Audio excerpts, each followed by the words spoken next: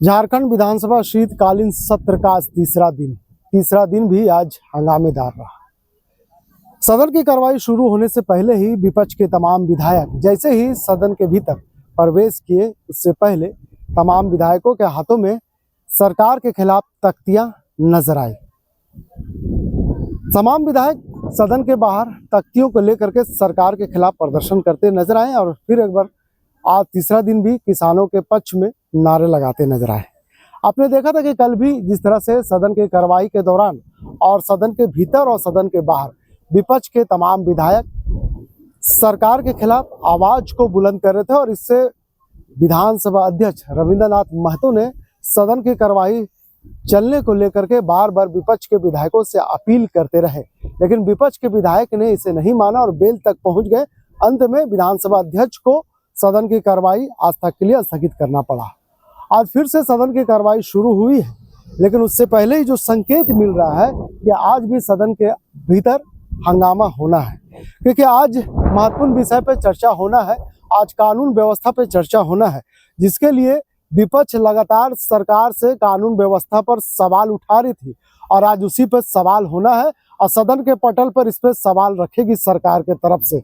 ऐसे में विपक्ष भी पूरी तरह से तैयार है कि सदन के पटल पे सरकार से कानून व्यवस्था पे, लॉ एंड ऑर्डर पे सवाल पूछने का, क्योंकि उनका हक भी बनता है। ऐसे में सरकार पूरी तरह से तैयार है विपक्षियों का सवालों का जवाब देने के लिए। लेकिन जिस तरह से किसानों के धान को लेकर के जो विपक्ष लगातार मुद्दा बना रहे थे, कल भी मुद्दा बनाया और आज भी मुद्दा बनाया, लेकिन कल थोड़ी देर के लिए सदन की कार्रवाई चली और उसी में सरकार ने बाजी मार लिया।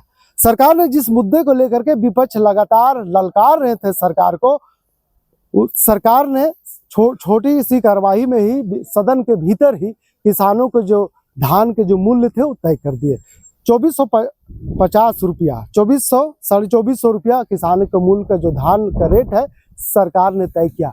उसके बाद आज जब सदन की कार्रवाई शुरू हुई, आज भी फिर से किसान के मुद्दे विपक्ष ने ललकारा। इस तमाम मुद्दे पर राज्य के कृषि मंत्री शिल्पी नेहा तिर्की ने कहा है कि विपक्ष का जो मुद्दा था सरकार ने उनके मुंह से छीन लिया है। अब उनके पास मुद्दे नहीं है, इसलिए अलग अलग मुद्दे को लेकर के सदन के बाहर आ रहे हैं, मीडिया के सामने दिखा रहे हैं और लोगों को दिग्भ्रमित करने का काम कर रहे हैं। शिल्पी नेहा तिर्की ने विपक्ष को जवाब देते हुए कहा कि विपक्ष के पास कोई जवाब नहीं है, क्योंकि सरकार लगातार जनता के हित में, राज्य के हित में काम कर रही है। क्या कुछ कह रही है झारखंड के कृषि मंत्री शिल्पी नेहा तिर्की, सुनिए। बिल्कुल बिल्कुल प्रक्रिया शुरू होगा। देखिए, हम लोगों ने इस बार एक चीज को पकड़ा। क्या होता था कि ये ऑनगोइंग धान अधिप्राप्ति ऑनगोइंग चीज है, हर एक साल वो होती है, मगर तब भी हर एक साल उसको कैबिनेट में उस संकल्प को लाया जाता था। इस बार हम लोगों ने संकल्प को इस तरह से ड्राफ्ट किया है कि हर एक साल उसको कैबिनेट में लाने का आवश्यकता अब नहीं पड़ेगा, जिसके वजह से जो देरी होती थी अब वो देरी अगले साल से नहीं होगा। इस साल का धान अधिप्राप्ति 15 दिसंबर से शुरू होने को है।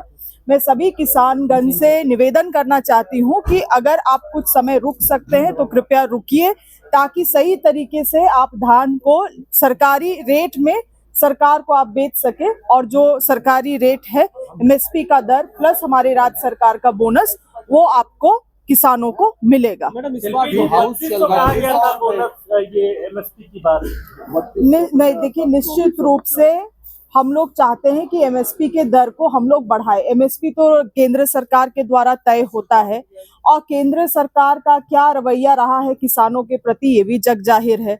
हम लोगों का प्रयास रहता है कि बोनस को, अतिरिक्त बोनस को हम लोग बढ़ा के उनका जो दर है उसको बढ़ाने का काम करें, मगर हमारी सरकार ने जो वादा किया है हम धीरे धीरे उस दर तक पहुंचने का काम हम लोग करेंगे, हमारी सरकार करेगी। किंतु बात ये भी उठता है कि आज देखिए सबसे ज्यादा समस्या कहाँ आती है कि किसानों को प्राइवेट में बिचौलियों को भी धान बेचना पड़ता है, क्योंकि जो स्टोरेज कैपेसिटी है किसी भी सरकार, चाहे केंद्र सरकार हो, राज्य सरकार हो, स्टोरेज कैपेसिटी उतना नहीं है, तो कुछ हद तक, और धान इतना ज्यादा हुआ इस वर्ष, तो उनको बेचना ही बेचना है। यही जगह अगर केंद्र सरकार, जो लगातार किसानों का मांग रहा है कि एमएसपी को अगर लीगलाइज कर देती, कि प्राइवेट में भी अगर आप खरीदिएगा तो सरकारी दर से ही खरीदना है, तो कितना भलाई आम किसान का हो पाता। मगर इन्होंने उस चीज को लागू नहीं किया है, क्योंकि ये व्यापारियों का, कॉरपोरेट का सरकार है केंद्र सरकार। तो मैं चाहती हूँ आप मीडिया बंधुओं, ये जो सवाल है एमएसपी को लीगलाइज करने वाली सवाल, ये भी आप बीजेपी के लोगों को पूछने का काम करें। बगल में बीजेपी के लोग बैनर लेकर प्रोटेस्ट करने वाले हैं मैडम, बगल में करने वाले हैं, जब करेंगे तो हम लोग देखेंगे इनका काम क्या है। देखिए, हमको तो बड़ा तकलीफ होता है इन चीजों को देख के। कल भी कितने महत्वपूर्ण सवाल खुद यही लोग रखे थे, जनता से संबंधित सवाल, बीजेपी के लोगों का भी सवाल लगा हुआ था, मगर जब सरकार से उत्तर लेने का बात आया तो किस तरह से ये वेल में जाके हरकत करने लगे। हम लोगों को तकलीफ क्यों होता है? क्योंकि हम लोग भी माननीय हैं, हम लोग भी विधायक हैं। एक विधायक, एक संगठन अगर वैसा दल ऐसा बिहेव करता है तो हम लोगों पे भी सवाल उठता है, क्योंकि हम लोग भी विधायक हैं। इसीलिए कम से कम इनको ये समझ होनी चाहिए कि जब जनता का मुद्दा इस सदन में आता है तो कम से कम सरकार को उसका उत्तर देने दे, वाद विवाद होने दे। जब इस तरह का संवाद नहीं होगा तो लोकतंत्रता से लोगों का विश्वास खत्म हो जाएगा। और हम लोग लोकतांत्रिक लोग हैं, ये लोग कैसे, क्या विचारधारा के हैं, उसको आप लोग सब जानते हैं।